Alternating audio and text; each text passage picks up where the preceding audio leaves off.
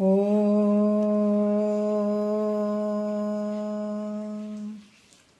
ಗುರುರ್ಬ್ರಹ್ಮ ಗುರುರ್ವಿಷ್ಣು ಗುರುರ್ದೇವೋ ಮಹೇಶ್ವರಃ ಗುರು ಸಾಕ್ಷಾತ್ ಪರಬ್ರಹ್ಮ ತಸ್ಮೈ ಶ್ರೀ ಗುರವೇ ನಮಃ. ಶ್ರೀ ಜಗದ್ಗುರು ಸಿದ್ಧಾರೂಢರ ಪಾದಕಮಲಗಳಿಗೂ, ಶ್ರೋತ್ರಿಯ ಬ್ರಹ್ಮನಿಷ್ಠ ಸದ್ಗುರು ಬಸವಾನಂದರ ಪಾದಕಮಲಗಳಿಗೂ, ಅವರ ಪ್ರತಿರೂಪದಂಥ ನಿಜಗುಣಪ್ಪನವರ ಪಾದಕಮಲಗಳಿಗೂ ನನ್ನ ದೀರ್ಘದಂಡ ಪ್ರಣಾಮಗಳನ್ನು ಸಲ್ಲಿಸುತ್ತಾ, ಎಲ್ಲ ಮಹಾತ್ಮರ ಪಾದಕಮಲಗಳಿಗೂ ನನ್ನ ದೀರ್ಘದಂಡ ಪ್ರಣಾಮಗಳನ್ನು ಸಲ್ಲಿಸುತ್ತಾ, ಮನದಲ್ಲಿ ಸ್ಮರಿಸಿಕೊಳ್ಳುತ್ತಾ, ತಮ್ಮೆಲ್ಲರಿಗೂ ವಂದಿಸುತ್ತಾ, ಇವತ್ತಿನ ಪರಮಾನುಭವದ 4ನೇ ಸಂಧಿ ಒಳಗೆ ಇವಾಗ ಆಧಾರದ ಸೂತ್ರ 8ನೆಯ ಸೂತ್ರ ಇಲ್ಲಿ ನೋಡಬೇಕಾಗ್ತದೆ. ಈ ಪರಮಾನುಭವಬೋಧೆ 4ನೆಯ ಸಂಧಿ ಒಳಗೆ 8ನೇ ಸೂತ್ರದಲ್ಲಿ ವರಜಾಗ್ರದಾದಿ 4 ಕೆನಿಪ ಅವಸ್ಥೆಗಳು ಆತ್ಮನಿರವೇ ತೂರೆತೀತವುದು ನೋಡು ಅಂತ ಹೇಳ್ತಾರೆ. ಏನು ಹೇಳ್ತಾರೆ? ಜಾಗ್ರದ ಅಂದರೆ ಶ್ರೇಷ್ಠವಾದಂಥ ಜಾಗ್ರವೇ ಮೊದಲಾಗಿ, ಜಾಗ್ರ ಸ್ವಪ್ನ, ವರಜಾಗ್ರ, ವರ ಸ್ವಪ್ನ, ವರ ಸುಸುಪ್ತಿ ಅನ್ನುವಂಥದ್ದು ಪ್ರತ್ಯೇಗಾತ್ಮ, ತೂರ್ಯ, ಈ ಅವಸ್ಥೆಗಳು ಇವೆಲ್ಲ ಅದಾವ 4 ಅವಸ್ಥೆಗಳು. ಇದಕ್ಕಿಂತ ತೂರ್ಯತೀತ್ವದಂದ್ರೆ ತೂರ್ಯತೀತ ಅನ್ನುವಂಥ 5ನೇ ಅವಸ್ಥೆಯು ಇದು ಆತ್ಮನ ಇರುವ ಐತಿ ನೋಡು ಅಂತ ಹೇಳ್ತಾರೆ. ಆತ್ಮನ ಇರುವ ತೂರ್ಯತೀತ ಪದ ಹೇಳುವಂಥದ್ದು. ಮತ್ತು ಇದು ಈ ವರಜಾಗ್ರ, ವರ ಸ್ವಪ್ನ, ವರ ಸುಸುಪ್ತಿ ಅಂದರೆ ನಾವು ಪ್ರಯತ್ನ ಪಟ್ಟಾಗೆ ಇದು ಬರುವಂಥದ್ದು. ಪ್ರಯತ್ನ ಪಡದೇ ಇದ್ದರೆ ಇದು ಬರಲಿಕ್ಕೆ ಸಾಧ್ಯ ಇಲ್ಲ. ಆ ರೀತಿಯಾಗಿ ಇರುವಂಥದ್ದು. ಯಾವಾಗ ನೀನು ಪ್ರಯತ್ನ ಪಟ್ಟಾಗ ನೋಡ್ರಿ, ವರಜಾಗ್ರ, ವರ ಸ್ವಪ್ನ ಅಂತ ಹೇಳ್ತಾರೆ. ಇದು ಪ್ರಯತ್ನದಿಂದನೇ ಈ ಜಾಗ್ರಕ್ಕೆ ಬರುವಂಥದ್ದು. ಈ ಮಾಮೂಲಿ ನಿದ್ರೆ ಇವೆಲ್ಲ ಬರ್ತಾವಂತಂದ್ರೆ ಅವೆಲ್ಲ ಎಲ್ರಿಗೂ ಬರ್ತಾವೆ, ಹೋಗ್ತಾವೆ, ತಮ್ಮಷ್ಟಕ್ಕೆ ತಾವು ಬರ್ತಾವೆ, ಹೋಗ್ತಾವೆ. ಆದರೆ ಇದು ಪ್ರಯತ್ನ ಪಟ್ಟು ನಾವು ಇದನ್ನು ಪಡ್ಕೊಡ್ಬೇಕಂತದೆ. ಅದಕ್ಕೆ ಇಲ್ಲಿ ಕೂಡ ಯಾವುದಂತ ನಿನ್ನೆ ಕೆಲವು ವಿಚಾರಗಳು ಬಂದಾವ. ಇವಾಗ ನಾವು 7ನೇ ನುಡಿಯನ್ನು ಸ್ವಲ್ಪ ರಿವಿಷನ್ ಮಾಡ್ಕೊಂಡು ಹೋಗೋಣ. ಆತ್ಮನ ನಿಜ ರೂಪವಾದಂಥದ್ದು ತೂರ್ಯತೀತ ಅಂತ ನಿನ್ನೆ ವಿಷಯದಲ್ಲಿ ಹೇಳಿದರು. ಒಂದು ಸೆಕೆಂಡ್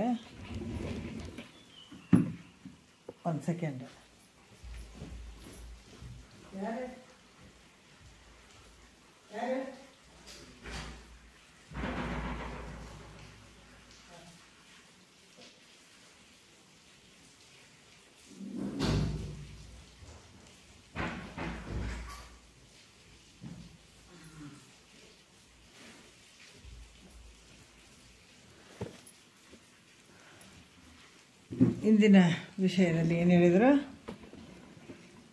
ತೂರ್ಯತೀತದ ಬಗ್ಗೆ ಅವ್ರು ಹೇಳಿದರು. ಅಂದರೆ ಆತ್ಮನ ಇರು ತೂರ್ಯತೀತ ಅವಸ್ಥೆ ಅಂತ ಹೇಳಿದರು. 7ನೇ ನುಡಿಯಲ್ಲಿ ಕೂಡ ಹೇಳ್ತಾರೆ, ಆತ್ಮನ ನಿಜ ಸ್ವರೂಪ ಭೂತವಾದಂಥ ತೂರ್ಯತೀತ ಅವಸ್ಥೆಯಲ್ಲಿ ಏನೊಂದು ಇಲ್ಲ ಅನ್ನುವಂಥದ್ದು. ತಾನೆಂಬುವುದಿಲ್ಲ, ಅನ್ಯತೆ ಕಾಣಲಿಲ್ಲ, ವಿದೇನೆಂದು ಉಸಿರಲಿ ಕೆಡೆಯಿಲ್ಲ, ಮಾನ ಮೇಯಾದಿಗಳಿಂತಿಲ್ಲವೆಂತೆಂಬ ಧನುಮಾನ ಎಂಬುದು ದೇನು ಮಿಲ್ಲೆಂದೆಂದು ಪರಿಪೂರ್ಣ ಅಂತ ಹೇಳ್ತಾರೆ.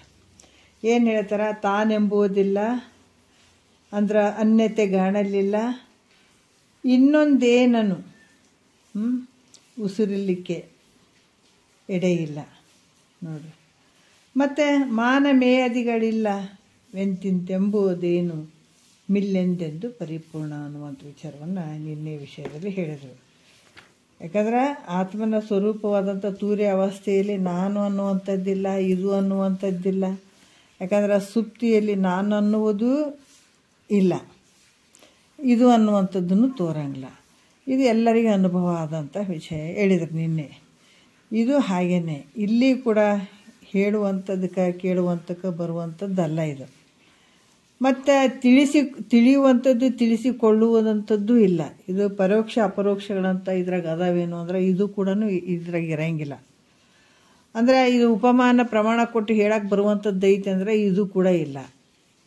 ಇದು ಹೆಂಗೈತೆ ಅಂದ್ರೆ, ಇದು ತಿಳಿದ ಕಾಲಕ್ಕೆ ಪೂರ್ಣ ಐತಿ, ತಿಳಿದೇ ಕಾಲಕ್ಕೆ ಅಪೂರ್ಣ ಐತೇನ್ರಿ ಅಂತಂದ್ರೆ ಹಂಗೂ ಇಲ್ಲ. ಯಾಕಂದರೆ ಇದು ಮೊದಲೇ ಪೂರ್ಣವಾಗಿರುವಂಥ ವಸ್ತು, ಇದು ಯಾವಾಗಲೂ ಪೂರ್ಣವಾಗಿರುವಂಥದ್ದು ಅಂತ ನಿನ್ನೆ ವಿಷಯದಲ್ಲಿ ಹೇಳಿದ್ರೆ. ಈಗ 8ನೇ ನೋಡೋಣ ನೋಡಿ. ಕಡೆ ಇಲ್ಲ. ಯಾಕಂದ್ರೆ ನಿನ್ನ ಸ್ವರೂಪದಲ್ಲಿ ಹೇಳತ್ತಾರದ. ಇವೆಲ್ಲ ಏನು ಹೇಳಕತ್ತಾರ ಅಂದ್ರೆ ನಿನ್ನ ಸ್ವರೂಪ ಎಷ್ಟು ಪರಿಶುದ್ಧವಾಗಿ ಅದ, ಅದ್ರಾಗ ಯಾವುದು ಬೆರ್ತಿಲ್ಲ ಅನ್ನುವಂಥದ್ದು ಹೇಳ್ತಾರ ಅವರು. ಏನು ಹೇಳ್ತಾರ?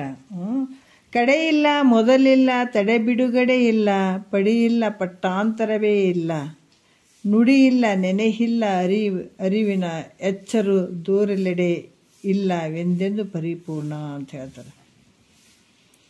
ಏನು ಹೇಳ್ತಾರ ಅಂದ್ರೆ ಪರಿಪೂರ್ಣವಾದಂಥ ನಿನ್ನ ಸ್ವರೂಪ ಹೆಂಗದಂದ್ರೆ ಅನಾದಿ ಆದ್ದರಿಂದ ಅದಕ್ಕೆ ಉತ್ಪತ್ತಿ ಅನ್ನುವಂಥದ್ದಿಲ್ಲ, ನಾಶ ಆಗ್ತದೆ ಅನ್ನುವಂಥದ್ದು ಇಲ್ಲ. ಇದು ಈಗ ಭಾಳಷ್ಟು ಉತ್ಪತ್ತಿ ಆಗ್ಯದ್ರಿ ಈಗ ನಾಶ ಆಗ್ತದೆ ಅನ್ನುವಂಥದ್ದು ಏನಾರ ಐತೇನಂದರೆ ಹಂಗೆ ಹೇಳಕ್ಕೆ ಬರಂಗಿಲ್ಲ. ಹೆಂಗದ? ನಿರಾವಯದಿಂದ ಇದು ತಡೆಗಟ್ಟಲಿಕ್ಕೂ ಬಿಡ್ಲಿಕ್ಕೂ ಬರುವುದಿಲ್ಲ. ನೋಡ್ರಿ, ಇದನ್ನು ತಡೆಯಕ್ಕೆ ಗಟ್ತೀನಿ ಅನ್ನೋಕ್ಕೂ ಬರಂಗಿಲ್ಲ, ಇದನ್ನು ಬಿಡ್ತೀನಿ ಅನ್ನೋಕ್ಕೂ ಬರಂಗಿಲ್ಲ. ಇದು ಅಷ್ಟಿಷ್ಟೇ ಆದಂತ ಹೇಳೋಕ್ಕೂ ಬರಂಗಿಲ್ಲ. ಅಂದಾಗ ನಾವು ನೋಡ್ತೀವಿ ಎಷ್ಟು ಪರಿಪೂರ್ಣ ಅಂತ ಹೇಳಿಬಿಟ್ಟು. ನಾವಿವತ್ತು ಒಂದು ಊರಂತ ಒಂದು ಗೆರೆ ಹಾಕ್ಕೊಂಡಿರ್ತೀವಿ. ಇದು ಊರಿನ ಒಂದು ನೋಡ್ರಿ ಇದು ಒಂದು ಏರಿಯಾ ಮುಗೀತು ಅಂತ ಹೇಳಿ ಒಂದು ಬೋರ್ಡ್ ಹಾಕ್ಕೊಂಡಿರ್ತೀವಿ. ಒಂದು ರಾಜ್ಯದ ಬೋರ್ಡ್ ಹಾಕ್ಕೊಂಡಿರ್ತೀವಿ, ಇಷ್ಟ ಐತೆ ನಮ್ಮ ಕರ್ನಾಟಕ, ಉಳಿದದ್ದು ಬೇರೆ ಅಂಥೇಳಿ. ಆದರೆ ಇಲ್ಲಿ ಹಂಗೇನಾರು ಐತೇನು ಅಂದರೆ ಇಲ್ಲ, ಪರಿಪೂರ್ಣವಾಗಿರುವಂಥದ್ದು. ಯಾವ ದೇಶ ಇರಲಿ, ಯಾವ ಕಾಲ ಇರಲಿ, ಯಾವ ವಸ್ತು ಇರಲಿ, ಎಲ್ಲ ಕಡೆ ಇರುವಂಥ ಪರಿಪೂರ್ಣವಾಗಿರುವಂಥದ್ದು. ಅದಕ್ಕೆ ಇಲ್ಲಿ ಕೂಡ ಸಜಾತಿಯವಿಲ್ಲದ್ರಿಂದ ಸಮಾನ ವಸ್ತುವಿಲ್ಲ. ಇಲ್ಲಿ ಸಜಾತಿ ವಿಜಾತಿ ಇವು ಯಾವುದೂ ಇಲ್ಲಿ ಇರೋಂಗಿಲ್ಲ. ಇದ್ರ ಸಮಾನವಾದಂಥ ವಸ್ತುಗಳು ಯಾವುದೂ ಇಲ್ಲವೇ ಇಲ್ಲ.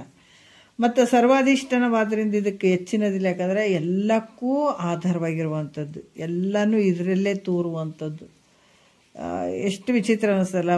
ನಾವು ಒಂದು ಕನಸಿನ ದೃಷ್ಟಾಂತ ತೊಗೊಂಡಾಗ ಕನಸಿನಲ್ಲಿ ನಾನಾ ರೀತಿಯಿಂದ ಪ್ರಪಂಚ ಕಾಣ್ತದೆ. ಎಲ್ಲಿ ತೋರಿತು ನಿನ್ನೊಳಗೆ ತೋರ್ಯದ. ಅದ್ರಂಗ ಇಲ್ಲಿ ಕೂಡ ಸರ್ವಾಧಿಷ್ಠಾನವಾದ ಇದಕ್ಕೆ ಹೆಚ್ಚಿನದೇನಾರ ರೈತನ ಮೇಲ್ಗಡೆದು ಅಂತಂದರೆ ಯಾವುದಿಲ್ಲ. ಇದಕ್ಕಿಂತ ಮೇಲ್ಗಡೆದು ಯಾವುದೂ ಇರುವಂಥದ್ದಲ್ಲ. ಇದು ಅತೀಂದ್ರಿಯವಾದ್ದರಿಂದ ಅದರಲ್ಲಿ ವಾಕ್ ಮನಸ್ಸುಗಳು ಇಲ್ಲ. ಯಾಕಂದರೆ ಈ ಇಂದ್ರಿಯಗಳಿಗೆ ಅತೀತವಾಗಿರುವಂಥದ್ದು ಇದು ವಸ್ತು. ನಾವು ಇದನ್ನು ಪಡ್ಕೋಬೇಕಾದ್ರೆ ಇಂದ್ರಿಯವನ್ನು ದಾಟಬೇಕು, ಈ 3 ಗುಣಗಳನ್ನು ದಾಟಬೇಕು.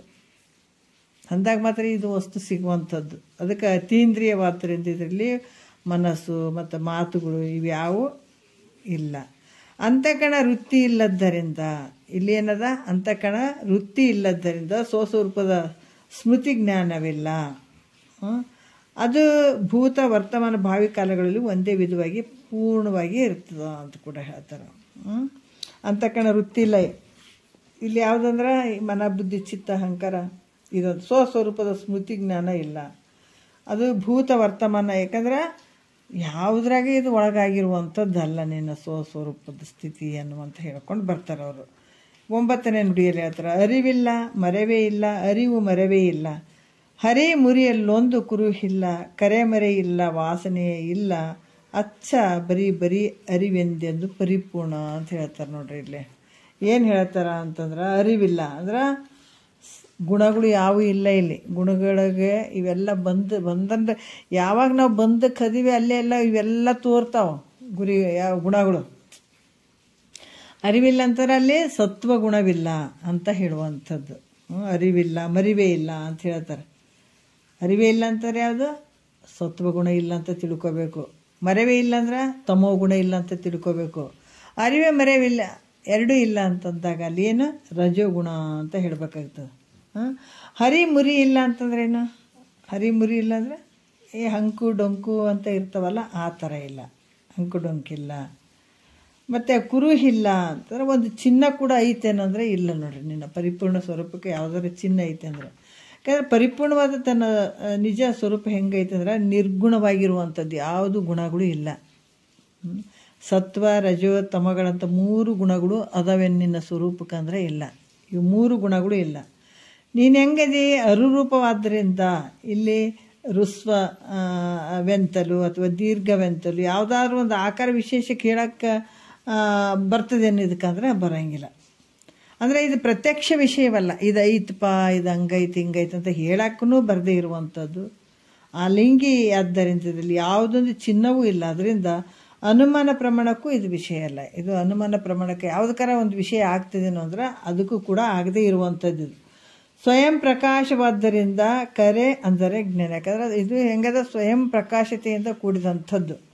ಅದಕ್ಕೆ ಇಲ್ಲಿ ಕೂಡ ಹೇಳ್ತಾರೆ ಅವರು ಯಾವ ರೀತಿ ಅಂತಂದ್ರೆ ಸ್ವಯಂ ಪ್ರಕಾಶವಾಗಿರುವಂಥದ್ದು ನಿನ್ನ ಸ್ವರೂಪ ಐತಪ್ಪ. ಇದ್ರಾಗ ಕರೆ ಇಲ್ಲ, ಮರೆ ಇಲ್ಲ. ಕರೆ ಅಂತಂದ್ರೇನು? ಅಜ್ಞಾನ. ಮರೆ ಅಂದ್ರೆ ಆವರಣ. ಇವೆಲ್ಲ ಇಲ್ಲ. ಕರೆ ಅಂದ್ರೆ ಅಜ್ಞಾನ, ಮರೆ ಅಂದ್ರೆ ಆವರಣ. ಇವೆರಡೂ ಅದಾವೆ ನಿನ್ನಲ್ಲಿ ಅಂದರೆ ಇವೆರಡೂ ಇಲ್ಲ. ಅಜ್ಞಾನವೂ ಇಲ್ಲ, ಮರೆವೇನೂ ಇಲ್ಲ. ಅಜ್ಞಾನವಿಲ್ಲದ್ರಿಂದ ಯಾವ ವಾಸನೆ ಕೂಡ ಇಲ್ಲ. ಅಜ್ಞಾನ ಇಲ್ಲ ಅಂತಂದಮೇಲೆ ಬೇರೆ ಬೇರೆ ಏನಾದರೂ ವಾಸನೆಗಳು ಇರ್ತಾವೇನೋ ಅಂದರೆ ಯಾವ ವಾಸನೆಗಳು, ವಿಷಯಾದಿ ವಾಸನೆಗಳು ಇವು ಯಾವ ಇರೋದೇ ಇಲ್ಲ. ಯಾವ ಉಪಾಧಿಯೂ ಇಲ್ಲದರಿಂದ ನೋಡ್ರಿ, ಯಾವ ಉಪಾಧಿ ಇಲ್ಲ. ಇವೆಲ್ಲ ನಾವು ಬೈಲಿನಲ್ಲಿ ಕಾಣ್ತೀವಲ್ಲ, ಬೈಲಿನಲ್ಲಿ ಕಾಣೋದಕ್ಕೆ ಇವೆಲ್ಲ ಉಪಾಧಿಗಳು. ಮನೆಗಳು, ಗಾಡಿಗಳು, ಇವೆಲ್ಲ ಏನಂತ ಉಪಾಧಿಗಳು. ಇವ್ಯಾವ ಇಲ್ಲೇ ಇಲ್ಲ ಅಂತಂದಾಗ ಕೇವಲ ಚೈತನ್ಯವೇ ಇರುವಂಥದ್ದು. ಯಾವ ಉಪಾಧಿಯೂ ಇಲ್ಲದರಿಂದ ಕೇವಲ ಚೈತನ್ಯವೇ ನಿನ್ನ ಸ್ವರೂಪಪ್ಪ.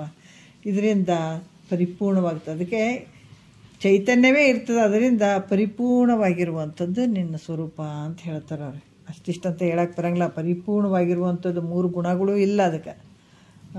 ಈ ರೀತಿ ಐತಂತ ಹೇಳೋಕ್ಕೂ ಬರದೇ ಇರುವಂಥದ್ದು, ಇದು ಪ್ರಮಾಣಕ್ಕೂ ನಿಲುಕದೇ ಇರುವಂಥದ್ದು. ಹೆಂಗದ ಸ್ವಯಂ ಜ್ಯೋತಿ ಪ್ರಕಾಶ ಐತಿ ನಿನ್ನೊಳಗಡೆ. ಅದಕ್ಕೆ ಈ ರೀತಿಯಾಗಿ ಹೇಳ್ತಾರೆ ಅವರು. 10ನೇ ನುಡಿ ಏನು ಹೇಳ್ತಾರೆ ನೋಡೋಣ.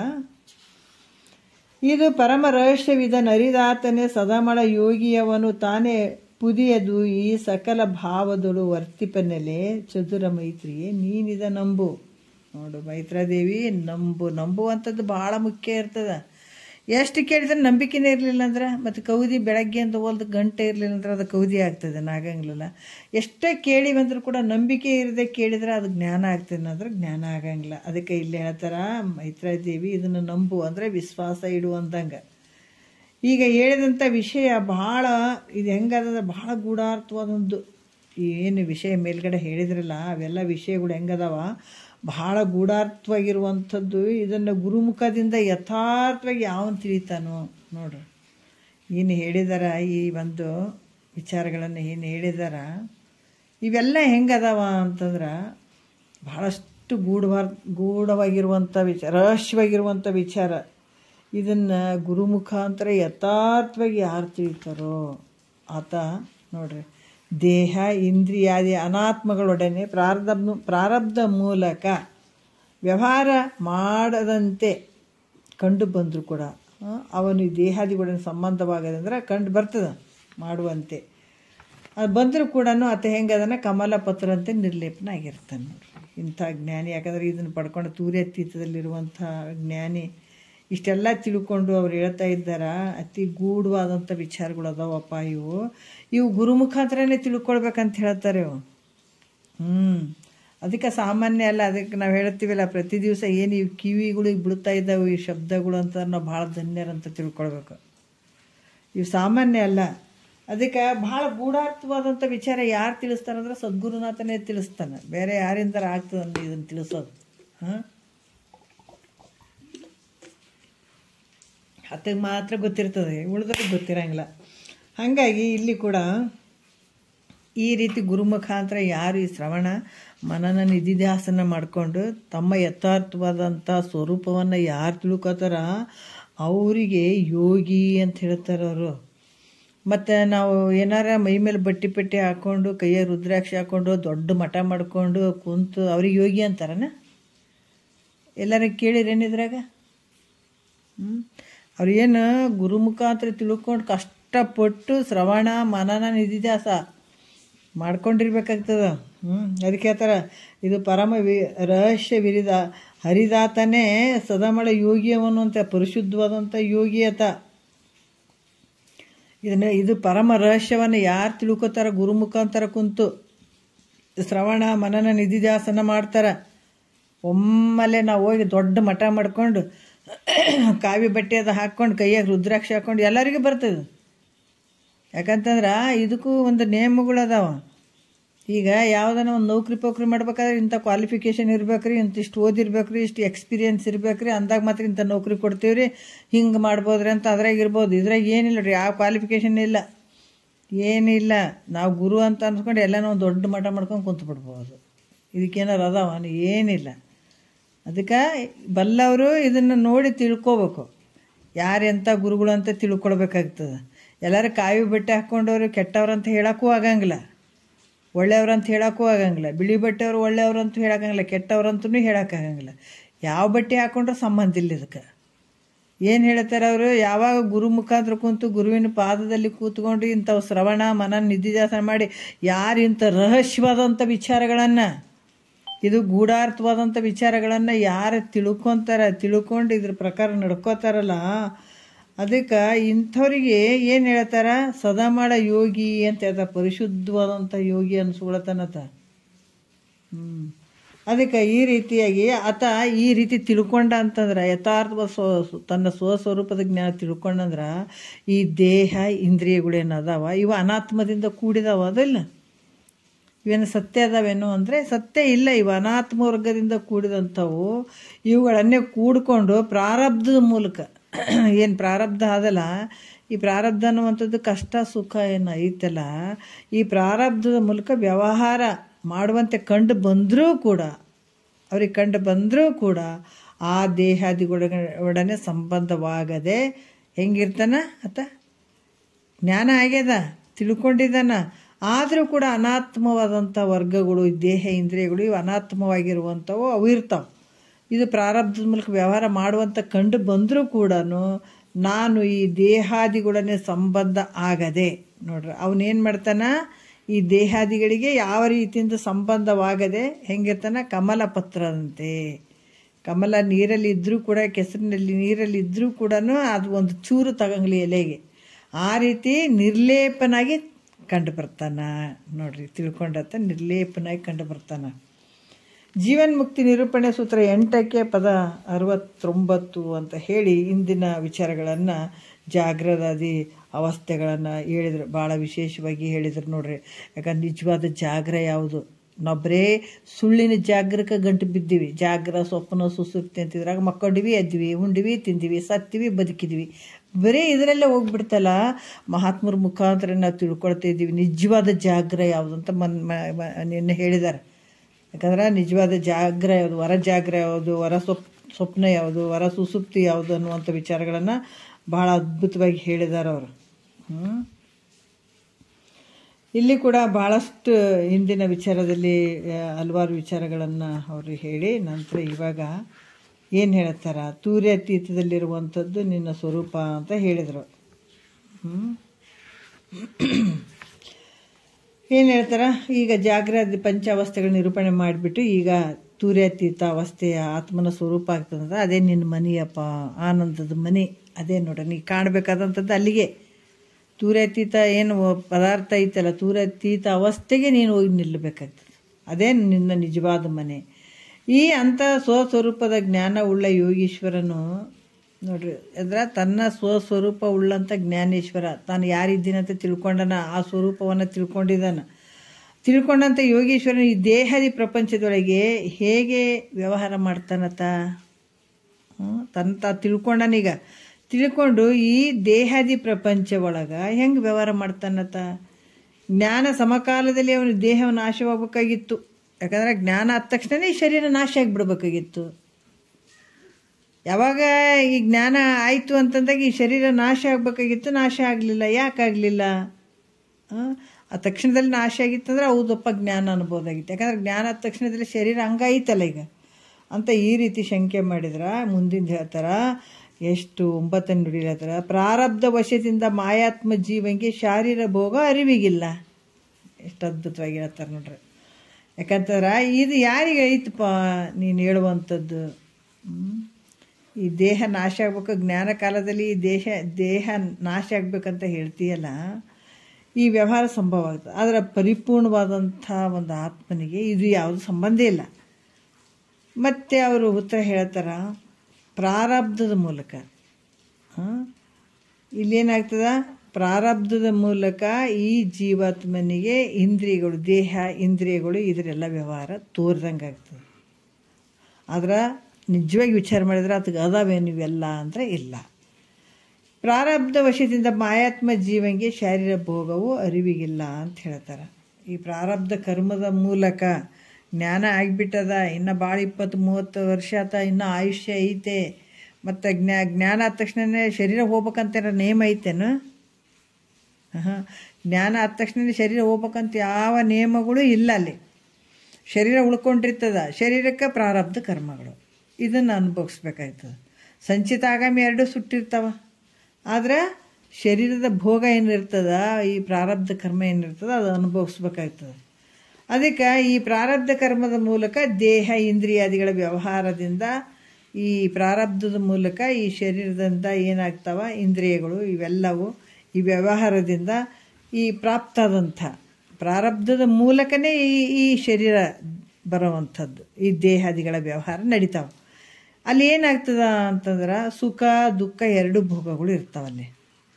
ಏನಿರ್ತಾವ ಸುಖ ದುಃಖ, ಈ ಪ್ರಾರಬ್ಧದ ಮೂಲಕ ತೋರುವಂಥ ಈ ವ್ಯವಹಾರದಲ್ಲಿ ಸುಖ ದುಃಖಗಳ ಈ ಭೋಗವೇ ಇರ್ತದೆ. ಮಿಥ್ಯಾದ ಜೀವನ್ಮನಿಗೆ ಉಂಟೆ ಇವೆಲ್ಲ ಮಿಥ್ಯಾದಂಥ ಈ ಜೀವಾತ್ಮನಿಗೆ ಐತೇನೋ ಇವೆಲ್ಲ? ಇಲ್ಲ. ನಿಜವಾದ ತನ್ನ ಪಾರಮಾರ್ಥಿಕ ಸ್ವರೂಪಕ್ಕೆ ಇವು ಅದಾವೇನು ಅಂದರೆ ಇಲ್ಲ.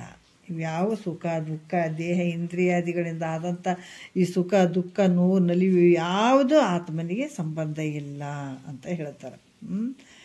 ಈ ರೀತಿಯಾಗಿ ಇವೆಲ್ಲ ಸುಖ ದುಃಖ ಭೋಗ ಮಿಥ್ಯಾದ ಜೀವನಿಗೆ ಉಂಟಂದ್ರೆ ಜೀವಾತ್ಮನೇ ಮಿಥ್ಯಾದನಿಲ್ಲಿ. ಮತ್ತು ಈ ನಿಜವಾದ ತನ್ನ ಪಾರಮಾರ್ಥಿಕ ಸ್ವರೂಪಕ್ಕೆ ಇವೆಲ್ಲ ಅದಾವೇನಂದ್ರೆ ಇವ್ಯಾವ ಸಂಬಂಧ ಇಲ್ಲಪ್ಪ ಅಂತ ಹೇಳ್ತಾರೆ. ಪ್ರಾರಬ್ಧ ಕರ್ಮ ಇದ್ರೂ ಕೂಡ ಇದು ಅರಿವಿಗೆ ಇಲ್ಲ ಅಂತ ಹೇಳ್ತಾರೆ. ಒಂದನೇ ನುಡಿಯಲ್ಲಿ ಮೈತ್ರೇಯ ದೇವಿಯು ಪರಿಪೂರ್ಣ ಯೋಗಿಗೆ ವ್ಯವಹಾರ ಹೆಂಗೆ ಸಂಭವ ಆಗ್ತದ? ಪರಿಪೂರ್ಣ ಯೋಗಿಯಾಗೇನತ್ತ ಸ್ವಲ್ಪ ಅಲ್ಲ, ದೊಡ್ಡ ತಾಗ್ಬಿಟ್ಟನಿಗೆ. ನಾವು ಎಲ್ಲಿಂದ ದೊಡ್ಡವರಾಗಬೇಕು? ಶರೀರದಿಂದ ದೊಡ್ಡವರಾಗಂಗಿಲ್ಲ. ಇದು ಎಷ್ಟು ದಿವಸ ನೀ ಸಣ್ಣವನೇ ಇರೋ ದೊಡ್ಡ ತಾನೇ ಆಗ್ತದೆ, ಅದಕ್ಕೆ ದೊಡ್ಡವ್ರು ಅನ್ನೋಕ್ಕಾಗಂಗಿಲ್ಲ. ಯಾವಾಗ ನೀ ತತ್ವಜ್ಞಾನವನ್ನು ಅರ್ಥಕೊಳ್ತಿದ್ದೆ ಅವಾಗ ದೊಡ್ಡವನಾಗ್ತಿ. ಮಹಾತ್ಮರ ದೃಷ್ಟಿಲೇ ಹೇಳಿದ್ರು, ಆ ಕಾಶಿ ಒಳಗೆ ಶಂಕರಾಚಾರ್ಯರು ಹೋಗ್ಬೇಕಾದಾಗ ಬರೀ ಇದು ನ್ಯಾಯಶಾಸ್ತ್ರನ ಪಠಣ ಮಾಡ್ತಿದ್ನಂತ ಒಬ್ಬತ್ತು ಕೂತ್ಕೊಂಡು, ಬರೀ ನ್ಯಾಯಶಾಸ್ತ್ರವನ್ನು. ಈಗ ಕೆಲವರೆಲ್ಲ ಈ ವ್ಯಾಕರಣ ಅಂತ ಅನ್ನೋದ್ರವನು ಕೆಲವ್ರು ಇರ್ತಾರೆ, ಬರೀ ಪ್ರಾಸಬದ್ಧವಾದಂಥದ್ದು ಇವೆಲ್ಲ ಛಂದಸ್ಸು ಅವೆಲ್ಲ ಇದರಲ್ಲಿ ಕೂಡ ಇರ್ತಾರೆ. ಇಲ್ಲಿ ಮುಖ್ಯವಾಗಿರುವಂಥದ್ದು ಏನು?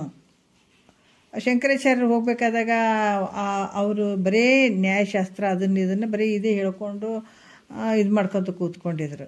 ಅದಕ್ಕೆ ಅವ್ರು ನೋಡಿದ ತಕ್ಷಣ ಹೇಳಿದ್ರಂತ, ಯಾರು ಶಂಕರಾಚಾರ್ಯರು, ಬರೀ ಇಷ್ಟು ದಿವಸ ಇದನ್ನೇ ಮಾಡ್ಕೊಂಡು ಕುಂತೀಯಲ್ಲಪ್ಪ, ಎಷ್ಟು ವೇಸ್ಟ್ ಮಾಡ್ಕೊಂಡು ದಿವಸಗಳನ್ನು ಆಯುಷ್ಯವನ್ನು ವೇಸ್ಟ್ ಮಾಡ್ಕೊಂಡು, ಅದ್ರ ಬದಲು ನೀ ಜ್ಞಾನವನ್ನೇ ಪಡ್ಕೊಂಡಿದ್ದೆ ಅಂದರೆ ಎಷ್ಟೋ ಉನ್ನತ ಮಟ್ಟಕ್ಕೆ ಹೋಗ್ತಿದ್ದಿ ಅಂತ ಮಾತು ವ್ಯಕ್ತಪಡಿಸಿದ್ರಂತ ಶಂಕರಾಚಾರ್ಯರು. ಯಾವಾಗ ಈಗ ನಾವು ಹೇಳ್ತೀವಿ, ಯಾಕಂದರೆ ಶರೀರದಿಂದ ನಾವು ಏನೇ ಮಾಡಿದರೂ ಕೂಡ ಶರೀರದಿಂದ ದೊಡ್ಡವರಾಗುವಂಥದ್ದೆಲ್ಲ, ನೀ ದೊಡ್ಡವನಾಗ ಸಣ್ಣವನಾಗ ಶರೀರ ಹೋಗ್ತದೆ ಬರ್ತದೆ, ಷಡ್ಭಾವಿಕರಕ್ಕೆ ಒಳಗಾಗ್ತದೆ, ಅದು ಸಂಬಂಧ ಆಗಂಗಿಲ್ಲ. ಆದರೆ ಯಾವಾಗ ಗುರು ಮುಖಾಂತರ ಇದನ್ನು ತಿಳ್ಕೊತೀವಿ ಅವಾಗ ದೊಡ್ಡವನಾಗವನೇ, ಆವಾಗ ನನ್ನ ಇಷ್ಟಕ್ಕೆ ಈ ಮಟ್ಟಕ್ಕೆ ಬಂದೀನಿ ಅಂತ ಅನ್ನುವಂಥದ್ದು ಹೇಳೋಕ್ಕಾಗ್ತದೆ. ಇಲ್ಲಾಂದ್ರೆ ವಿಚಾರ ಮಾಡಿ ನೋಡಿದರೆ ಇದು ಯಾವ ಸಂಬಂಧ ಇಲ್ಲ, ಹುಟ್ಟಿದ್ದು ಬೆಳೆದದ್ದು ಇದು ಯಾವುದು ಸಂಬಂಧ ಇಲ್ಲ. ಯಾವುದು ಮುಖ್ಯ ಅಂತಂದರೆ ಆತ್ಮಜ್ಞಾನವನ್ನು ಮಾಡ್ಕೊಳ್ಳುವಂಥದ್ದೇ ಬಹಳ ಮುಖ್ಯವಾಗಿರುವಂಥ ಕೆಲಸ. ಇಲ್ಲಿ ಕೂಡ ಏನು ಹೇಳ್ತಾರೆ, ಪ್ರಾರಬ್ಧದ ಮೂಲಕ ಈ ದೇಹಾದಿಗಳು ಇದು ಬಿಟ್ಟು ಬಾಣ ಇದ್ದಂಗೆ ಶರೀರ.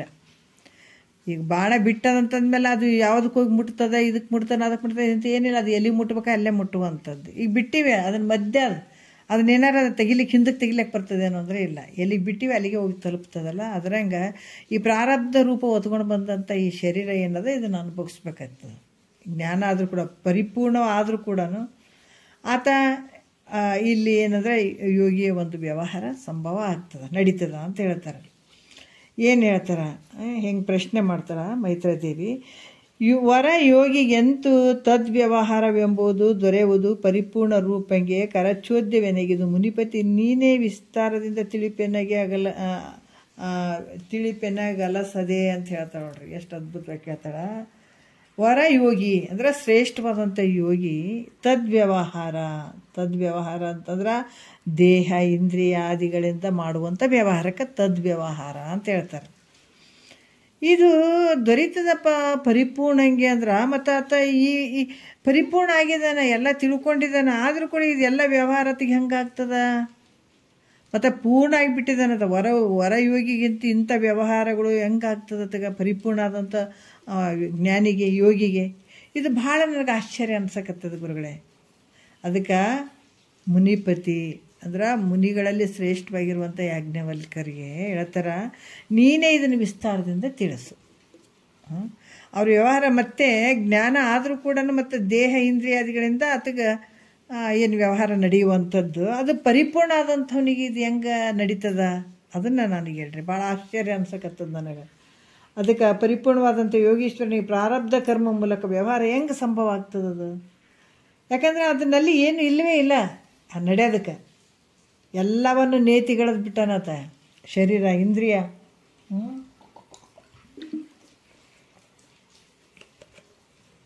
ಎಲ್ಲವನ್ನು ನೀತಿಗಳದು. ಬಳಿಕ ಅವನಲ್ಲಿ ಭೋಗಾದಿ ವ್ಯವಹಾರವನ್ನು ಹೇಳುವಂಥದ್ದು ಅದು ಹೆಂಗೆ ಸರಿಯಾಗ್ತದದು? ಎಲ್ಲ ಯಾವ ಇಲ್ಲತ್ತ ಎಲ್ಲ ಬಿಟ್ಟಾನ. ಶರೀರ ನಾನಲ್ಲ ಅಂದ್ಕೊಂಡನ, ಮನಸ್ಸು ಬುದ್ಧಿ ಚಿತ್ತು ಇವು ಯಾವ ಶಬ್ದಾದಿ ವಿಷಯಗಳು ಯಾವುದರಲ್ಲಿ ಆತಗೆ ಆಸೆ ಇಲ್ಲ, ಯಾವ ವಿಷಯಗಳು ಇಲ್ಲ ಆತಗೆ, ಎಲ್ಲ ನೀತಿಗಳದು. ಮತ್ತು ಆತಗೇನು ಇಲ್ಲ ಅಂದಮೇಲೆ ಮತ್ತು ಆತ ಹೆಂಗೆ ಇದನ್ನು ಸೇರಿದ ಹೆಂಗೆ ಮಾಡ್ತಾನಂತ ಹೇಳಕ್ಕೆ ಸಾಧ್ಯ ಆಗ್ತದೆ? ವ್ಯವಹಾರ ನಿರಾವಯವನಾದ ಯೋಗಿಗೆ ಭೋಗ ಉಂಟೆಂಬುದನ್ನು ಕೇಳಿ ನೋಡ್ರಿ. ನಿರಾವಯವಾಗಿರುವಂಥ ಯೋಗಿಗೆ ಎಲ್ಲ ಬಿಟ್ಟಿದ್ದಾನತ. ಅಂಥ ಯೋಗಿಗೆ ಭೋಗ ಐತಪ್ಪ ಅಂತ ಕೇಳಿದೆ ನನಗೆ ಭಾಳ ಆಶ್ಚರ್ಯ ಆಗಕತ್ತದ. ಆತಗೆ ಭೋಗ ಐತೆ ಅಂತ ಕೇಳುವಂಥದ್ದು ಕೇಳಿ ನನಗೆ ಭಾಳ ಆಶ್ಚರ್ಯ ಆಗತ್ತೆ. ಅದರಿಂದ ತಾವು ನನ್ನ ಸಂಶಯವನ್ನು ದೂರ ಮಾಡಬೇಕು ನೋಡ್ರಿ. ಮೈತ್ರೇಯದೇವಿ ಹೇಳ್ತಾಳೆ, ನಿಜ ಆತ ಎಲ್ಲ ಬಿಟ್ಟಂದ್ರೆ ಮತ್ತು ವ್ಯವಹಾರ ಹೆಂಗೆ ನಡೀತದಂತಂದು ಅದನ್ನು ನನಗೆ ತಿಳಿಸ್ರಿ. ಇಂಥ ಒಂದು ನನಗೆ ಒಂದು ಸಂಶಯ ಆಗ್ಯದ, ಆ ಸಂಶಯವನ್ನು ನಿವಾರಣೆ ಮಾಡಿರಿ ಅಂತ ಹೇಳಿದಾಗ ಆವಾಗ ಎರಡನೇ ನುಡಿಯಲ್ಲಿ ಹೇಳ್ತಾರ ಯಾಜ್ಞವಲ್ಕರು ಹೆಂಡತಿಗೆ, ಏನೇ ಯಾಜ್ಞವಲ್ಕೆ ತನ್ನಿನಿಯಳಿಗೆ ನಿಜವೆನಿಪ ಅನುಭವದಿಂದ ಯೋಗೀಶಂಗೆ ಜನಿಪ ಮಾಯ ವ್ಯಾವಹಾರಿಕ ಭೋಗವಪ್ಪನು ಅವ ನಿಂತು ಅರಿಪಿದನು ಒಲವಿಂದ ಅಂತ ಹೇಳ್ತಾರೆ ಅವರು. ಏನು ಹೇಳ್ತಾರೆ ಯಾಜ್ಞವಲ್ಕ್ಯ ಮೈತ್ರಿಗೆ ಏನು ಹೇಳ್ತಾರೆ? ಇನಿಯಳಿಗೆ ಅಂದರೆ ತನ್ನ ಹೆಂಡತಿಗೆ, ತನ್ನ ಸತಿಯಾದ ಮೈತ್ರಿ ಕುರಿತು ತನ್ನ ಸ್ವಂತ ಯಥಾರ್ಥವಾದ ಸ್ವಕೀಯ ಅರ್ಥವಾದ ಯಥಾರ್ಥವಾದಂಥ ಅನುಭವದಿಂದ ಯೋಗೀಶ್ವರರಿಗೆ ಹೇಗೆ ವ್ಯವಹಾರ ಭೋಗವು ಪ್ರಾಪ್ತಿ ಆಗ್ತದ ಅನ್ನುವಂಥದ್ದನ್ನು ಮುಂದೆ ಹೇಳ್ತಾರೆ ಅವರು. ಹೆಂಗಾಗ್ತದ ಆತಗೆ ಯೋಗಿಗೆ ಈ ವ್ಯವಹಾರ ಪ್ರಾಪ್ತ ಹೆಂಗಾಗ್ತದ? ಯಾಕಂದರೆ ಎಲ್ಲವನ್ನು ಬಿಟ್ಟಂಥ ಯೋಗಿಗೆ ಇಂಥ ವ್ಯವಹಾರಗಳು ಹೆಂಗೆ ಪ್ರಾಪ್ತಿ ಆಗ್ತದ ಅನ್ನುವಂಥದ್ದನ್ನು ಇಲ್ಲಿ ಹೇಳ್ತಾರೆ ಅವರು. ಅಂದ್ರೆ ಈ ಶರೀರ ಸಂಬಂಧಗಳಾದಂಥ ವ್ಯಾವಹಾರಿಕ ಭೋಗಗಳು ಮಿಥ್ಯೆಯಾದ ಜೀವನಿಗೆ ಉಂಟಾಗುವು ನೋಡ್ರಿ. ಈ ಶರೀರ ಅದಾವಲ್ಲ, ಶರೀರಕ್ಕೆ ಸಂಬಂಧಗಳಾದಂಥ ವ್ಯವಹಾರದ ಭೋಗಗಳು ಈ ಮಿಥ್ಯೆಯಾದ ಜೀವನಿಗೆ ತೋರ್ತಾವೆ. ಆದ್ರೆ ಪರಿಪೂರ್ಣ ಸ್ವರೂಪನಾದ ಯೋಗೀಶ್ವರನಿಗೆ ಇವು ಏನಾರು ಅದಾವೇನೋ ಅಂದರೆ ಯಾವೂ ಇಲ್ಲ. ಪರಿಪೂರ್ಣವಾದಂಥ ಯೋಗೀಶ್ವರನಿಗೆ ಇವು ಯಾವೂ ಇಲ್ಲ. ಆದರೂ ಪ್ರಾರಬ್ಧದಿಂದ ಅಜ್ಞಾನದ ಲೇಷವನ್ನು ಹೊಂದಿ, ಅಂದರೆ ಪ್ರಾರಬ್ಧ ರೂಪದಿಂದ ಅಥವಾ ಅಜ್ಞಾನದ ಒಂದು ಸ್ವಲ್ಪ ಇರ್ತದಲ್ಲಿ ಅದನ್ನು ಹೊಂದಿ ಮಿಥ್ಯಾದ ವ್ಯವಹಾರವನ್ನು ಮಾಡ್ತಿರುವಂತೆ ಕಂಡು ಬರ್ತಾನೆ ನೋಡ್ರಿ. ಮತ್ತು ಏನು ಮಾಡ್ತಾನಂತಂದ್ರೆ ಪರಿಪೂರ್ಣವಾದಂಥ ಯೋಗಿ ಏನೂ ಇಲ್ಲ ಆತನ ಬಲ್ಲಿ, ಆದರೂ ಕೂಡ ಮಿಥ್ಯಾದಂಥ ವ್ಯವಹಾರವನ್ನು ಹೆಂಗೆ ಪ್ರಾರಬ್ಧದ ಒಂದು ಸ್ವಲ್ಪ ಹೇಳ್ತಾರೆ ಲೇಷ ಒಂದು ಸ್ವಲ್ಪ ಇರ್ತದೆ, ಅದನ್ನು ಹೊಂದಿ ಮಿಥ್ಯಾದ ವ್ಯವಹಾರವನ್ನು ಮಾಡ್ತಾ ಇರುವಂತೆ ಕಂಡು ಬರ್ತಾನೆ. ಅದಕ್ಕೆಲ್ಲ ತನ್ನ ಭಾವದಲ್ಲಿ ಎಲ್ಲ ತಿಳ್ಕೊಂಡಿರ್ತಾನೆ, ಇದು ಮಿಥ್ಯ ಅಂತ ತಿಳ್ಕೊಂಡಿರ್ತಾನೆ, ಆನಂದವಾಗಿರ್ತಾನೆ. ಅಜ್ಞಾನಿ ಇದು ಸತ್ಯ ಅಂತ ಅಂದು ಸತ್ಕೊಂಡು ಹೋಗ್ತದೆ. ಇದು ಜ್ಞಾನಿ ಇದು ನಿತ್ಯ ಅದಪ್ಪ, ಇದು ಯಾವಾಗಲೂ ಅಂತ ಇದೆ ಅಂತ ಹೇಳ್ಬಿಟ್ಟು ಜಾಗೃತಿ ಬಂದುಬಿಡ್ತಾನೆ. ವ್ಯತ್ಯಾಸಗಳು ಇಷ್ಟೇ ಇರೋದು. ಅವರು ಶರೀರವಾದರೂ ಕೂಡ ಇರುವಂಥದ್ದನ್ನು ಪಡ್ಕೊಂಡ್ರವರು, ನಾವು ಇದ್ದಾಗ ಸತ್ತಂಥದ್ದನ್ನು ಪಡ್ಕೊಂಡಿವಿ ನೋಡ್ರಿ. ಇದೇ ವ್ಯತ್ಯಾಸಗಳು ಇರೋದು ಅವ್ರಿಗೆ. ಜ್ಞಾನಿಗೆ ನಮಗಿರೋವಂಥ ವ್ಯತ್ಯಾಸ ಅಂದರೆ ಇಷ್ಟೇ. ಇಂಥ ಶರೀರವನ್ನು ತೊಟ್ಕೊಂಡು ಕೂಡ ನಾವು ಹೆಂಗೆ ಜೀವನ ಮಾಡ್ತಾಯಿದ್ದೀವಿ, ಸತ್ತಂಗೆ ಜೀವನ ಮಾಡ್ತಾಯಿದ್ದೀವಿ. ಆದರೆ ಅವ್ರ ಶರೀರ ಹೋದ್ರೂ ಕೂಡ ಅವರು ಜಾಗ್ರದಲ್ಲಿ ಇದ್ದುಬಿಟ್ಟಂಗೆ ಆ ಥರ ಜೀವನ ಮಾಡ್ತಾ ಇದ್ದಾರೆ ಅವರು. ಆ ಥರ ಅವರ ಒಂದು ಸ್ಥಿತಿ ಇರ್ತದ ಅಂತ ಕೂಡ ಹೇಳ್ತಾರೆ. ಇಲ್ಲಿ ಕೂಡ ಏನು ಹೇಳ್ತಾರೆ, ಮಿಥ್ಯೆ ಆದಂಥ ವ್ಯವಹಾರವನ್ನು ಮಾಡ್ತಿರುವಂತ ಕಂಡು ಬರ್ತದೆ. ಹೊರತಾಗಿ ಆತನೊಳಗಡೆ ಏನಾದರೂ ವ್ಯವಹಾರ ಐತೇನೋ ಅಂತಂದರೆ ಇಲ್ಲ. ಮತ್ತು ಎಲ್ಲವನ್ನು ಬಿಟ್ಟಿದ್ದಾನ. ಎಷ್ಟು ಅದ್ಭುತ ಹೇಳ್ತಾರೆ ನೋಡ್ರಿ. ಮತ್ತು ಯಾಕಂದ್ರೆ ನಿಜಗುಂಡ್ರೆ ಶಾಸ್ತ್ರನೇ ಹಂಗೆ ಐತ್ರಿ. ಅದು ಎಲ್ಲ ಒಂದು ಶಿಷ್ಯರನ್ನು ಬಿಡಂಗಿಲ್ಲ, ಒಂದು ಗುರುಗಳನ್ನು ಬಿಡಂಗಿಲ್ಲ, ಯಾರಿಗೂ ಬಿಡಂಗಿಲ್ಲ, ತೆಗೆದು ಹಾಕಿಬಿಡ್ತಾರೆ. ಮತ್ತು ಎಲ್ಲವನ್ನು ನಾನಲ್ಲ ಅಂತ ಕುಂತಾವ. ಮತ್ತು ಇನ್ನೇನು ಗುತ್ತಿಗೆ ಹಿಡಿತಾರೆ ಹೇಳ್ರಿ ಅವರು ಗುರುಗಳು? ತಿಳಿದಂಥವ್ರು ಮಹಾತ್ಮರು ಏನಾರು ಗುತ್ತಿಗೆ ಹಿಡಿತಾರೆ. ತಾವು ಊಟ ಮಾಡಿದ್ದು ಅನ್ನನೇ ಅವ್ರಿಗೆ ನೆನಪಿರಂಗಿಲ್ಲ ಉಂಡದ್ದು. ಈ ಒಂದು ಮಾತು ನಾನು ಕೇಳಿದ್ದೀನಿ. ನಾವು ಇವತ್ತು ಅಪ್ಪಾಜಿ ಅದಲ್ಲ, ಸಿದ್ದೇಶ್ವರ ಅಪ್ಪಾಜಿ ಆಗಿರ್ಬೋದು, ಬಸವಾನಂದ್ರ ಆಗಿರ್ಬೋದು, ಅವ್ರೇನು ಕಡಿಮೆ ಇರಲಿಲ್ಲ. ಇವತ್ತಿಗೂ ಅಂಥ ಮಹಾತ್ಮರು ಅದಾರ ಇಲ್ಲ ಅಂತ ಹೇಳಂಗಿಲ್ಲ. ಒಂದು ಸಮಯದಲ್ಲಿ ಎಲ್ಲರೂ ಹೊರಗಡೆ ಕೂತ್ಕೊಂಡಿದ್ರಂತ, ಅಪ್ಪಾಜಿ ಊಟ ಮಾಡಿ ಬಂದ್ರಂತ, ಸಿದ್ದೇಶ್ವರ ಅಪ್ಪಾಜಿ ಒಂದು ವಿಚಾರದಾಗ ಹೇಳಿದ್ರು. ಅವರು ಊಟ ಮಾಡಿಕೊಂಡು ಬಂದಾರ ಅಲ್ಲಿ ಹೊರಗಡೆ ಕೂತ್ಕೊಂಡಿದ್ದಾರ, ಎಲ್ಲರೂ ಕೂತ್ಕೊಂಡ್ರಂತ. ಒಂದು 2 ನಿಮಿಷ ಹಂಗೆ ಅವಿವು ಮಾತಾಡ್ಯಾರ. ಅಲ್ಪ ನೀವು ಊಟ ಮಾಡ್ಕೊಂಡು ಬಂದಿರಲ್ಲ, ಏನು ಊಟ ಮಾಡಿದ್ರಿ ಅಂತ ಕೇಳಿದ್ರೆ ಅಪ್ಪಾಜಿಗೆ ಹೇಳೋಕ್ಕೆ ಬರಲಿಲ್ಲ ಅಂತ. ಏನು ಊಟ ಮಾಡಿ ಅನ್ನೋದು ಕೂಡ ಅವ್ರದ್ದು ಅದರ ಒಂದು ಸ್ಮೃತಿಯಲ್ಲಿ ಇರಲಿಲ್ಲ ಅಂತ ನೋಡ್ರಿ. ಅವ್ರಿಗೆ ಅದ್ರ ನೆನಪು ಕೂಡ ಇರಲಿಲ್ಲ ಅಂತ ಅವ್ರಿಗೆ ಊಟ ಮಾಡಿದ್ದು. ಏನು ಊಟ ಮಾಡಿದೆ ಅಂತ ಒಂದು 2-3 ಸಲ ಅದನ್ನು ವಿಚಾರ ಮಾಡಿದ್ರೆ ಕೊನೆಗೆ ಭಾಳ ಒದ್ದಾಟ ಮಾಡಿಕೊಂಡು ಏನೋ ಹೇಳಿದರು ಅಂತ ನಾನು ಕೇಳಿದೆ. ಯಾಕಂದ್ರೆ ಎಂಥ ಒಂದು ಭಾವ ಇತ್ತು ಅವ್ರದ್ದು ಅಂತ, ಎಂಥ ಸ್ಥಿತಿಯಲ್ಲಿ ಇರ್ಬೋದು. ಒಂದು ಊಟ ಮಾಡಿದ್ದೇ ಅವ್ರಿಗೆ ಗಮನಕ್ಕಿಲ್ಲ ಅಂತಂದಾಗ ಜ್ಞಾನಿ ಯಾವ ರೀತಿ ಇರ್ಬೋದು ಅಂತ ನಾವು ಊಹೆ ಮಾಡ್ಕೊಳ್ಬೇಕು ಅಲ್ಲ. ಹಾಗಾಗಿ ಇಂಥ ಒಂದು ಜ್ಞಾನಿ ಏನು ಹೇಳ್ತಾ ಇರ್ತಾರ ಅಂತಂದ್ರೆ, ಯಾವುದು ಶರೀರ ನಾನಲ್ಲ, ಯಾವುದು ನಾನಲ್ಲ ಅಂತ ಬಿಟ್ಟಿರ್ತಾನ. ಆದರೂ ಶರೀರ ಒತ್ಕೊಂಡು ತಿರುಗಾಡಬೇಕು. ಯಾಕಂದರೆ ಪ್ರಾರಬ್ಧ ಕರ್ಮ. ಈ ಶರೀರ ಒತ್ಕೊಂಡು ತಿರುಗಾಡುವಂಥದ್ದು ಒಂದು ಪ್ರಾರಬ್ಧ ಕರ್ಮ. ಇದಕ್ಕೆ ಸುಖ ದುಃಖ ನೋವು ನಲಿವು ಇದಕ್ಕೆಲ್ಲ ಬರುವಂಥದ್ದು ಅನುಭವಿಸ್ಬೇಕಿದು ಶರೀರ ಅಲ್ಲ, ಅದು ಅನುಭವಿಸ್ತದೆ. ಆದ್ರೆ ಈ ಶರೀರದಿಂದ ವ್ಯವಹಾರ ಉಂಡಂಗಾತದ, ತಿಂದಂಗಾತದ, ವ್ಯವಹಾರ ಮಾಡಿದಂಗೆ ಕಾಣ್ತಾನೆ. ಆದ್ರೆ ನಿಜವಾದ ವ್ಯವಹಾರ ಐತೇನು ಅಂದರೆ ಇಲ್ಲ, ಮಿಥ್ಯವಾದಂಥ ವ್ಯವಹಾರ ಮಾಡ್ತಾನೆ, ತೋರ್ತದೆ ಅಷ್ಟೇ. ಮಾಡ್ದಂಗೆ ತೋರ್ತದೆ, ವಿಚಾರ ಮಾಡಿದ್ರೆ ಇಲ್ಲ, ಯಾವುದೂ ಇಲ್ಲ. ಈ ರೀತಿಯಾಗಿ ಆತ ವ್ಯವಹಾರ ಮಾಡುವಂಗೆ ಕಂಡು ಬರ್ತಾನೆ. ಆದರೆ ಆತನಲ್ಲಿ ವ್ಯವಹಾರ ಇರೋಂಗಿಲ್ಲ. ಇಲ್ಲಿ 3ನೇ ನುಡಿಯಲ್ಲಿ ಹೇಳ್ತಾರೆ, ಏನು ಹೇಳ್ತಾರೆ, ಈಗ ನಿರಾಕಾರ ಪರಿಪೂರ್ಣವಾದ ಯೋಗೀಶ್ವರನ ಪ್ರಾರಬ್ಧದ ಮೂಲಕದಿಂದ ಅಜ್ಞಾನ ಲೇಷವನ್ನು ಹೊಂದಿ ಮಿಥ್ಯಾದ ವ್ಯವಹಾರದಲ್ಲಿ ತೊಡಗಿತ್ತಂತ ಹೇಳ್ತಾರೆ ಅವರು. ಅಂದ್ರೆ ನಿರಾಕಾರವಾಗಿರುವಂಥ ಯೋಗೀಶ್ವರ ಪ್ರಾರಬ್ಧದ ಯಾವುದಂದ್ರೆ ಭೋಗದ ಮೂಲಕ, ಪ್ರಾರಬ್ಧದ ಒಂದು ಭೋಗಗಳಿಂದ ಅಜ್ಞಾನದ ಲೇಷವನ್ನು ಹೊಂದಿ, ಒಂದು ಸ್ವಲ್ಪ ಅಜ್ಞಾನದ ಒಂದು ಲೇಷವನ್ನು ಹೊಂದಿ ಮಿಥ್ಯಾದ ವ್ಯವಹಾರದಲ್ಲಿ ತೊಡಗಿರ್ತಾನ ಅಂತ ಹೇಳ್ತಾರೆ ಅವರು. ಪ್ರಾರಬ್ಧ ಭೋಗದಿಂದ ಆರೈಯಲು ಅವಿರಳ ಆಕಾರ ನಿರ್ಲೇಪ ನೆನಪ ಯೋಗಿ ಸಾರಿ ಜ್ಞಾನಗಂಧವನು ಏನು ಹೇಳ್ತಾರೆ, ಅಜ್ಞಾನ ಇಲ್ಲಿ ಹೇಳ್ತಾರೆ ಯಾವ ರೀತಿ ಅಂತಂದ್ರೆ, ಇಲ್ಲಿ ಸಾರಿ ಅಜ್ಞಾನ ಗಂಧವನು, ಅಜ್ಞಾನದ ಗಂಧವನು ಮಿಥ್ಯ ವ್ಯವಹಾರದೋಳು ಒಂದಿ ಸಂಚರಿಪನು ಅಂತ ಹೇಳ್ತಾರೆ. ಹೆಂಗದನ ಪ್ರಾರಬ್ಧ ಭೋಗದಿಂದ ಪ್ರಾರಬ್ಧ ಇರುವಂಥದ್ದು. ನಾವು ಭಾಳ ಜನ ಹೇಳ್ತೀವಿಲ್ರಿ, ಅವರೆಲ್ಲ ತಿಳ್ಕೊಂಡಾರ ಮಾಡ್ಕೊಂಡಾರಂದ್ರೆ ಅವ್ರಿಗೆ ಯಾಕ್ರಿ ಕಷ್ಟ ಬರ್ತದ ಅಂತ ಹೇಳುವಂಥದ್ದು. ಅವ್ರು ಯಾಕೆ ಇಷ್ಟು ಸುಖದಿಂದ ಮೆರೀತಾರ ಅಂತ ಹೇಳುವಂಥದ್ದು. ನಾನಾ ರೀತಿಯಿಂದ ಮಾತಾಡ್ಕೋತೀವಿ ಗುರುಗಳ ಬಗ್ಗೆ, ಹಿಂಗಿರ್ಬೇಕನೋ ಹಂಗಿರ್ಬೇಕನೋ ಅಂತ. ಆದರೂ ಕೂಡ ಅವರ ಶರೀರ ಕೂಡ ಪ್ರಾರಬ್ಧ ವಶ ಇರ್ತದೆ. ಅದರಿಂದ ಅವರಿಗೆ ವ್ಯವಹಾರ ಮಾಡ್ದಂಗೆ ತೋರ್ತದೆ. ಅವ್ರಿಗೆ ಹಂಗೆ ಆದಂಗೆ ಶರೀರಕ್ಕೆ ರೋಗ ಬಂದಂಗೆ ಆಯಿತು, ಎಲ್ಲಟ್ಟು ತೋರ್ತದೆ. ಆದರೆ ನಿಜವಾಗಿ ಜ್ಞಾನಿ ಒಳಗೆ ಐತೇನೋ ಅಂತಂದರೆ ಇದು ಇರೋಂಗಿಲ್ಲ. ಗಗನದಂತೆ ಪೂರ್ಣನು ಕಮಲಪತ್ರ ನಿರ್ಲೇಪನೂ ಆಗಿರುವ ಯೋಗಿಯು ನೋಡ್ರಿ ಹೆಂಗದನ, ಗಗನದಂಥ ಪರಿಪೂರ್ಣವಾಗಿರುವಂಥ ಯೋಗಿ ಮತ್ತು ಕಮಲಪತ್ರ ಅಂತ ನೀರಿನಲ್ಲಿರುವಂಥ ಕಮಲದ ಎಲೆಗಳು ಇದ್ದರೂ ಕೂಡ ಒಂದು ಚೂರು ಕೆಸರಾಗಲಿ ನೀರಾಗಲಿ ತಾಗಿಸ್ಕೊಂಡಿರಂಗಿಲ್ಲ, ಶುದ್ಧವಾಗೇ ಇರ್ತದೆ. ಆ ರೀತಿ ಯೋಗಿ.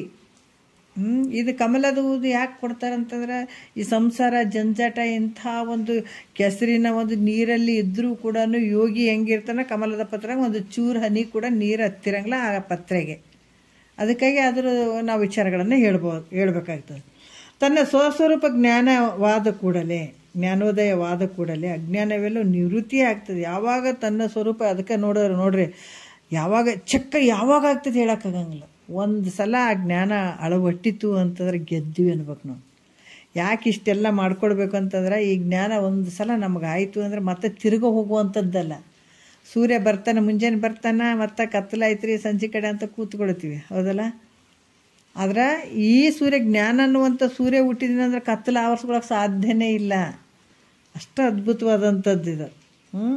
ಅದಕ್ಕೆ ಇಲ್ಲಿ ಕೂಡ ಅಜ್ಞಾನವೆಲ್ಲವೂ ನಿವೃತ್ತಿಯೇ ಆಗಿರುವಂಥದ್ದು. ಯಾವಾಗ ಜ್ಞಾನ, ನಿನ್ನ ಸ್ವಸ್ವರೂಪದ ಜ್ಞಾನ ಆಯಿತು ಅಂದಾಗ ಅಜ್ಞಾನ ಎಲ್ಲ ಏನಾಗ್ತದೆ, ನಿವೃತ್ತಿ ಆಗ್ತದೆ. ಆದರೂ ಪ್ರಾರಬ್ಧ ಕರ್ಮ ಪ್ರತಿಬಂಧಕದಿಂದ ಅಜ್ಞಾನದ ಲೇಷವು ಮಾತ್ರ ಉಳಿದಿರುವುದು. ಯಾಕಂದರೆ ಪ್ರಾರಬ್ಧ ಕರ್ಮದಿಂದ ಅಜ್ಞಾನದ ಒಂದು ಸಣ್ಣ ಲೇಸ್ ಈ ಥರ ಮಾತ್ರ ಉಳಿದಿರ್ತದೆ. ಹೆಂಗ ಅಂತಂದ್ರೆ ಅದಕ್ಕೆ ಉದಾಹರಣೆ ಹೇಳ್ತಾರೆ ನೋಡ್ರಿ. ಕಸ್ತೂರಿ ಪೆಟ್ಟಿಗೆಯಲ್ಲಿ ಕಸ್ತೂರಿಯನ್ನು ಎಲ್ಲ ತೆಗೆದರೂ ಕೂಡ ವಾಸನ ಮಾತ್ರ ಇದ್ದಂತೆ ಅಜ್ಞಾನದ ಲೇಷ ಇರ್ತದ. ಅದನ್ನು ಪ್ರಾರಬ್ಧ ಹೆಂಗಿರ್ತದೆ ನೋಡ್ರಿ. ಅವ್ರ ಉದಾಹರಣೆ ಹೇಳ್ತಾರೆ. ಹೆಂಗಂದ್ರೆ ಕಸ್ತೂರಿ ಪೆಟ್ಟಿಗೆ ಇರ್ತದಲ್ಲ, ಕಸ್ತೂರಿ ಪೆಟ್ಟಿಗೆಯಲ್ಲಿ ಕಸ್ತೂರಿಯನ್ನು ನಾವು ಕರ್ಪೂರದನ್ನು ತೊಗೊಳ್ಬೋದು. ಕರ್ಪೂರದ ಒಂದು ಪೆಟ್ಟಿಗೆಯಲ್ಲಿ ಕರ್ಪೂರ ಹಾಕಿ ಅದನ್ನು ತೆಗೆದಾಗ ಏನಾಗ್ತದೆ, ಅದ್ರ ವಾಸನೆ ಇರ್ತದೆ ನೋಡ್ರಿ. ಅದೇ ರೀತಿ ಕಸ್ತೂರಿ ಪೆಟ್ಟಿಗೆಯಲ್ಲಿ ಕಸ್ತೂರಿಯನ್ನು ತೆಗೆದು ಎಲ್ಲ ತೆಗೆದರೂ ಕೂಡ ವಾಸನೆ ಮಾತ್ರ ಇರ್ತದೆ. ಅಲ್ಲಿ ಬೇಗ ಹೋಗ್ತದೇನೋ, ವಾಸನೆ ಇರ್ತದೆ. ಅದ್ರಂಗ ಅಜ್ಞಾನದ ಸ್ವಲ್ಪ ಲೇಷ ಇರ್ತದೆ. ಹೆಂಗ ಈ ವಾಸನೆ ಹೆಂಗಿರ್ತದ ಅದೇ ರೀತಿ ಅಜ್ಞಾನದ ಲೇಷ ಇರ್ತದೆ. ಯಾರಿಗೆ? ಈ ಜ್ಞಾನಿಗೆ. ಅದರಿಂದ ವ್ಯಾವಹಾರಿಕ ದೇಹ ಇಂದ್ರಿಯಾದಿಗಳೊಡನೆ ವ್ಯಾವಹಾರಿಕ ಮಿಥ್ಯಾದ ಸಂಸಾರವು ಸಂಭವಿಸ್ತದೆ. ಅದರಿಂದ ಏನಾಗ್ತದೆ ಅಂತಂದ್ರೆ ವ್ಯಾವಹಾರಿಕ ಮತ್ತು ದೇಹ ಇಂದ್ರಿಯಗಳೊಡನೆ ಇದು ವ್ಯವಹಾರ ಮಿಥ್ಯ ಆದಂಥ ವ್ಯವಹಾರ ಸಂಭವ ಆಗ್ತದೆ. ಅದರಿಂದ ಏನೂ ಆಶ್ಚರ್ಯವಿಲ್ಲ. ಇದಕ್ಕೇನು ಆಶ್ಚರ್ಯ ಪಡುವಂಥದ್ದು ಏನೂ ಇಲ್ಲ. ಯಾವಾಗ ತನ್ನ ತಿಳ್ಕೊಂಡನ ಆವಾಗ ತನ್ನ ಸ್ವಸ್ವರೂಪದ ಜ್ಞಾನದಾಗೆ ಅಜ್ಞಾನ ಸಂಪೂರ್ಣ ನಿವೃತ್ತಿ ಆಗ್ತದೆ. ಒಂದು ಸ್ವಲ್ಪ ಲೇಷ ಅಂದರೆ ಹೆಂಗೆ, ಗಟ್ಟಿ ಪದಾರ್ಥ ಏನಾರು ಉಳಿದಿರ್ತೇನೆ ಅಂದರೆ ವಾಸನೆ, ಈ ಕರ್ಪೂರದ ವಾಸನೆ ಹೆಂಗೆ ಉಳಿತದ ಅಷ್ಟೇ ಮಾತ್ರ. ಅಷ್ಟರಿಂದನೇ ಈಗ ಪ್ರಾರಬ್ಧ ಕರ್ಮ ಅನುಭವಿಸ್ತಾನೆ. ಈ ರೀತಿ ವ್ಯವಹಾರ ಸಂಭವ ಆಗ್ತದೆ ಜ್ಞಾನಿಗೆ ಅಂತ ಕೂಡ ಹೇಳ್ತಾರೆ ಅವರು. ಮತ್ತು 4ನೇ ನುಡಿ ನೋಡೋಣ. ಈ ಪ್ರಾರಬ್ಧವು ಅಂದರೆ ಅಹಂಕಾರವು, ಅದನ್ನು ವಿಚಾರ ಮಾಡಲಾಗಿ ಅದು ಇಲ್ಲವೇ ಇಲ್ಲ. ಪ್ರಾರಬ್ಧ ಅನ್ನುವಂಥದ್ದಂದ್ರೆ ಅದು ಅಹಂಕಾರವೇ. ಈಗ 4ನೇ ನುಡಿಯಲ್ಲಿ ಹೇಳ್ತಾರೆ, ಪ್ರಾರಬ್ಧವೆಂಬುದು ಅಹಂಕಾರ ಎನ್ನಲ್ ಅಹಂಕಾರವಂಥದ್ದು ಸುವಿಚಾರಿಸಿ ನೋಡಲಿಲ್ಲದುದಾಗಿ ಆರಬ್ಧ ಭೋಗವ ಆತ್ಮನಿಗಿಲ್ಲವಿದು ತೋರ. ಇಲ್ಲೇನು ಹೇಳ್ತಾರ, ತೋರಹಾರದ ಉರೋಜದಿಂದ ಎಸೆಬಳೆ ಅಂತ ಹೇಳ್ತಾರೆ. ಎಸೆಬಳೆ ಏನು ಹೇಳ್ತಾರೆ? ತೋರಹಾರ ಅಂದ್ರೆ ದೊಡ್ಡದಾದ ಮುತ್ತಿನ ಮಾಲೆಯಿಂದ ಕೂಡಿದಂಥ ಯಾರು ಮೈತ್ರೇಯ ದೇವಿಗೆ ಅಥವಾ ಉರೋಜದಿಂದ ಅಂದ್ರೆ ಕುಚಗಳಿಂದ ಅಂತ ಹೇಳ್ತಾರೆ. ಆ ರೀತಿ ಈ ಮೈತ್ರೇಯ ದೇವಿ ವರ್ಣನೆ ಮಾಡ್ತಾರೆ. ಮೈತ್ರೇಯ ದೇವಿ ಕೇಳು, ಪ್ರಾರಬ್ಧ ಅಂದ್ರೆ ಪೂರ್ವ ಜನ್ಮದಲ್ಲಿ ತಾನು ಮಾಡಿದ ಕರ್ಮ, ಹಿಂದೆ ಮಾಡಿದಂಥದ್ದು. ಹೆಂಗೆ? ಒಂದು ಮಾವಿನ ಗಿಡ ಐತೆ, ಗಿಡದಾಗ ಹಣ್ಣುಗಳದಾವ. ಅಷ್ಟು ಹಣ್ಣು ಆಗ್ಯಾವೇನೋ? ಇಲ್ಲ, ಸ್ವಲ್ಪ ಹಣ್ಣುಗಳಾಗ್ಯಾವ. ಆ ಸ್ವಲ್ಪ ಹಣ್ಣುಗಳು ಹೆಂಗೆ ತಿನ್ನಕ್ಕೆ ಬರ್ತದೋ ಅದರಂಗೆ ಇದು ಪ್ರಾರಬ್ಧ. ಮತ್ತು ಉಳಿದವೆಲ್ಲ ಕಾಯಿಗಳದಾವಲ್ಲ, ಅವು ಸಂಚಿತ ಕರ್ಮಕ್ಕೆ ಉಳಿದಂಥವು ಹಿಂದುಗಡೆ. ಅದು ಅರ್ಥ ಆಯ್ತಲ್ಲ? ಪ್ರಾರಬ್ಧ ಅಂದರೆ ಯಾವುದು? ಸಂಚಿತ ಕರ್ಮ ಅನ್ನುವಂಥ ಪ್ರಾರಬ್ಧ. ಗಿಡದಾಗ ಹಣ್ಣುಗಳಾಗ್ಯಾವ, ತಿನ್ನಕ್ಕೆ ಬಂದದಲ್ಲ, ತೊಗೊಂಡು ಬಿಡ್ತೀವಿ. ಅದೇ ರೀತಿ ಪ್ರಾರಬ್ಧ ಅಂದ್ರೆ ಪೂರ್ವ ಜನ್ಮದಲ್ಲಿ ತಾನು ಮಾಡಿದ ಕರ್ಮದ ಫಲ. ಅದು ಕರ್ಮ ಈ ಜನ್ಮದಲ್ಲಿ ಭೋಗವನ್ನು ಉಂಟು ಮಾಡೋದಕ್ಕೆ ಇದು ರೆಡಿಯಾಗಿರುವಂಥದ್ದು. ಹಿಂದಿಂದ ಆ ಹಣ್ಣುಗಳು ತಂದು ಈಗ ತಿಂತಾ ಇದ್ದೀವಿ ಅಂತ ಹಿಂದಿಂದು. ಈಗ ನಾವೇನು ಪ್ರತಿಯೊಬ್ಬರು ನಮ್ಮ ವ್ಯವಹಾರ ನಡೆದದ ಹಿಂದಿನ ಪ್ರಾರಬ್ಧ ಕರ್ಮದಿಂದನೇ ಇಂಥವೆಲ್ಲ ವ್ಯವಹಾರ ನಡೆದದ. ಅದಕ್ಕೆ ಪ್ರಾರಬ್ಧ ಅಂತ ಅಂತಾರೆ. ಈಗ ನಾವೆಲ್ಲರೂ ಊಟ ಮಾಡ್ತೀವಿ. ಈ ಶರೀರ ಬಂದದ್ದು ಯಾವುದಕ್ಕೆ ಅಂದರೆ ಇದೇ ಪಾಪ ಪುಣ್ಯದಿಂದನೇ, ಪ್ರಾರಬ್ಧದ ಕರ್ಮದಿಂದನೇ ಈ ಶರೀರ ಬಂದಂಥದ್ದು.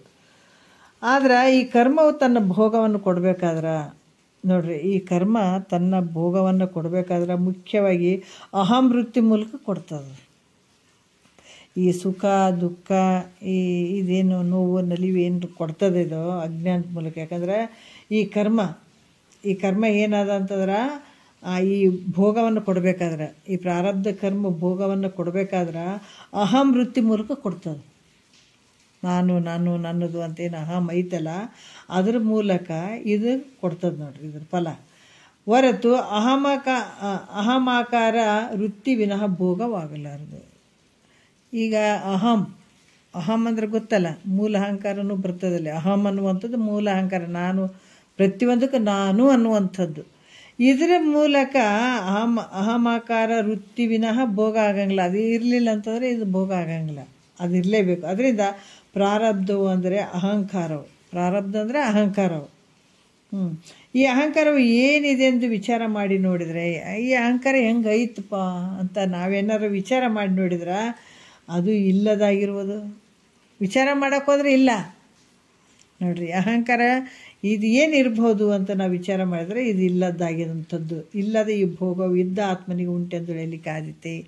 ಇರದೇ ಇರುವಂಥ ಭೋಗ ಇದು.